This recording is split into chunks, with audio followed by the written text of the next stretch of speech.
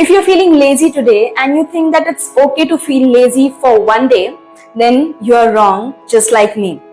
Because that one lazy day will turn into 2, then 3, then 4, and suddenly you'll realize that you are stuck in a never-ending rut. I have been there and experienced this dangerous cycle of lazy days, which has let my life go off track for a really long time. Just like me, if you find yourself lost most of the times, feel sleepy for the entire day despite having slept for 8 to 9 hours, or have faced a setback in life, then this video is for you. I have divided this video in 2 parts: problem, solution. The interesting part of this video is that I will be sharing my journey with you of how I lost track in life and how I bounced back. No, I won't ask you to meditate or build good habits or work hard. If you have something in life of your own, then it's obvious that you are a person of good habits, right? Now you just have to bring those good habits back by following some practical steps and strategies. So if you're ready to make a change and take charge of your life, make sure you stick around. Also, don't forget to hit the subscribe button and give this video a thumbs up if you find it helpful.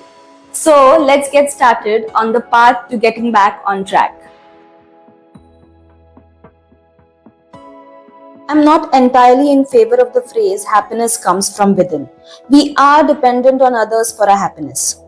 But when you start relying completely on someone else for your happiness, then that's a red flag. Because once the person goes away or the situations change for both of you, you'll stop feeling happy, which might take you to a completely unwanted situation in life. Before marriage, I had a tiny circle with whom I would hang out or spend my spare time. Hence, most of my free time was invested in reading books and writing. But inevitably and evidently, things change after marriage. Now I have a lot to deal with. New people, new relationships, tons of festivals to celebrate, and so on. Similar life-changing events consume your free time and you lack planning it well. Most times, the time to be invested in fulfilling a goal is spent on outings or other responsibilities or priorities.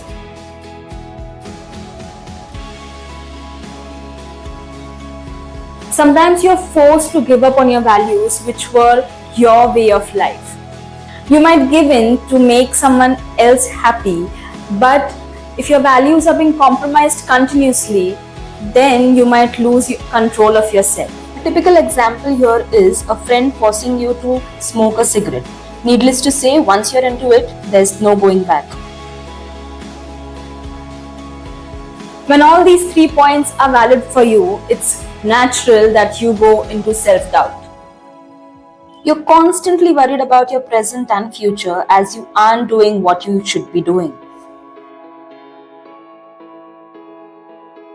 When you're doing nothing towards completing your goals, then you're surely going to have incomplete goals and ambitions. You can't achieve something by simply talking about it. You need to try to accomplish it. Half-achieved goals and incomplete dreams often bring in extreme sadness. When you suddenly start feeling sad about your life and cannot leave your sad zone, then that's a red flag. Life is slowly slipping off your hands while you stay sad for a prolonged time. When suddenly your priorities change, you tend to go with the flow, and in that process, you lose on your me time.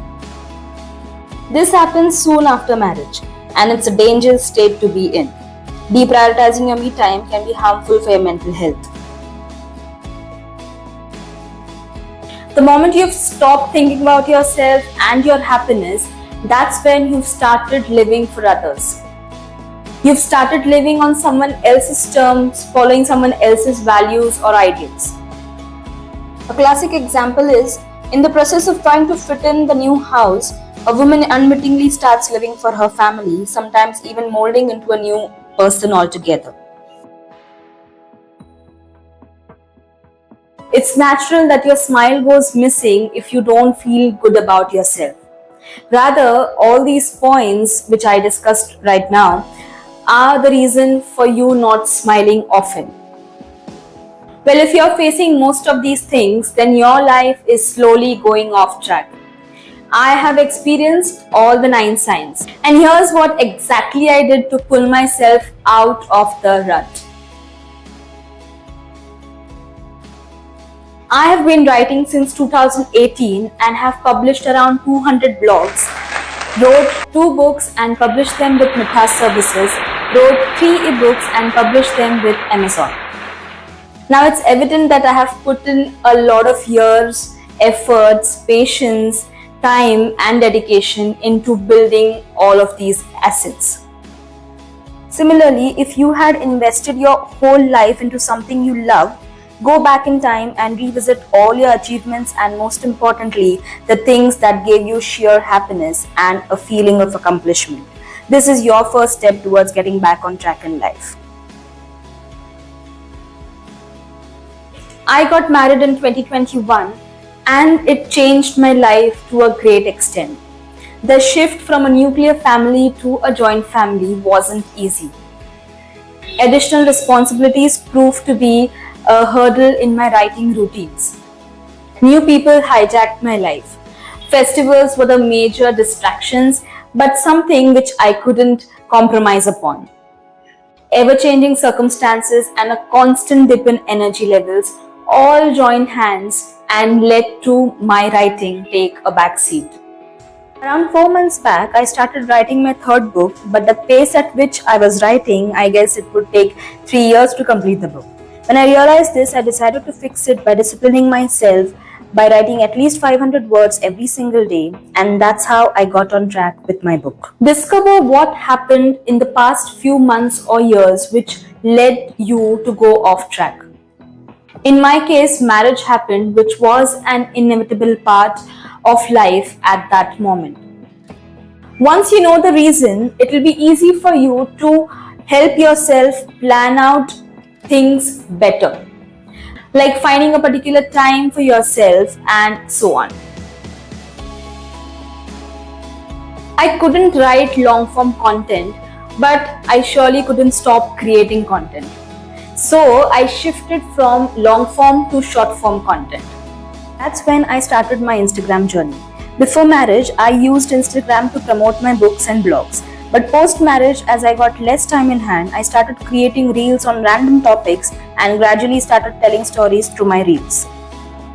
That's when I realized that it is very easy to get carried away from your goals in this fast-paced life where you have a glamorous platform like social media.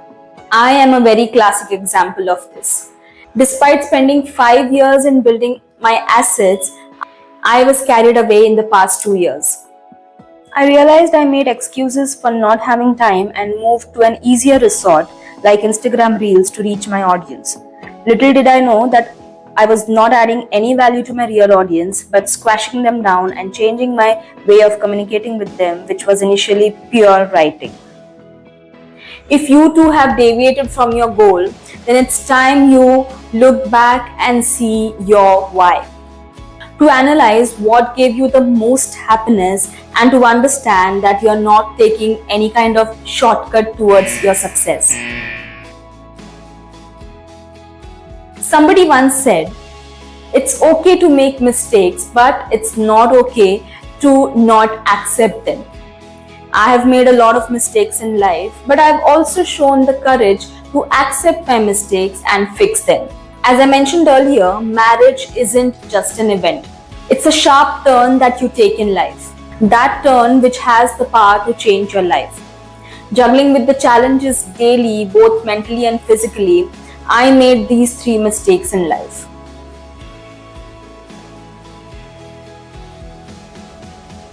I don't have a solid reasons for my mistakes, but a couple of incidents came as an eye-opener to me. I was doing great creating reels on Instagram.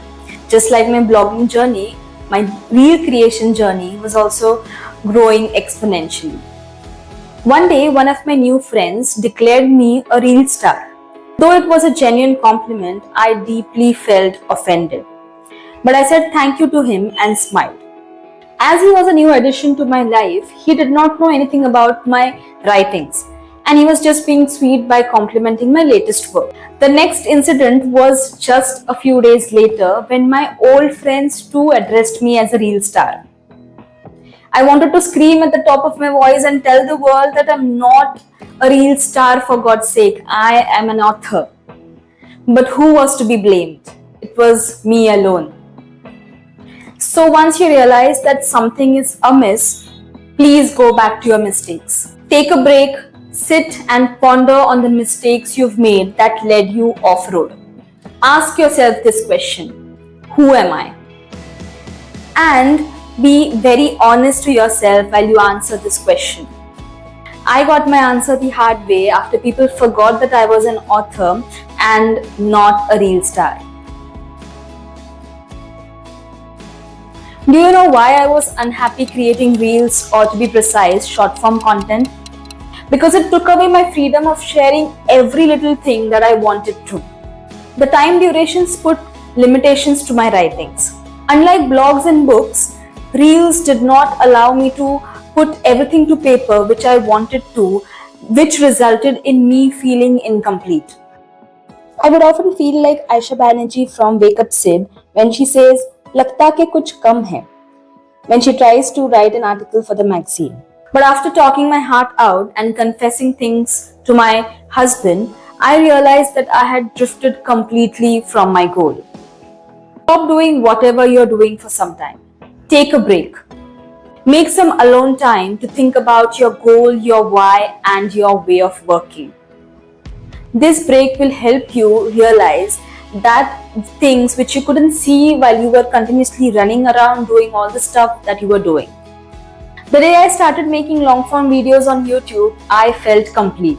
It has given me back my freedom, and I can completely express myself without having to compromise on my feelings, just like I do while writing my books. Now that we have come to the end of a very heavy video, let me summarize you the steps and strategies which you can follow to get back on track in life if you have lost your way.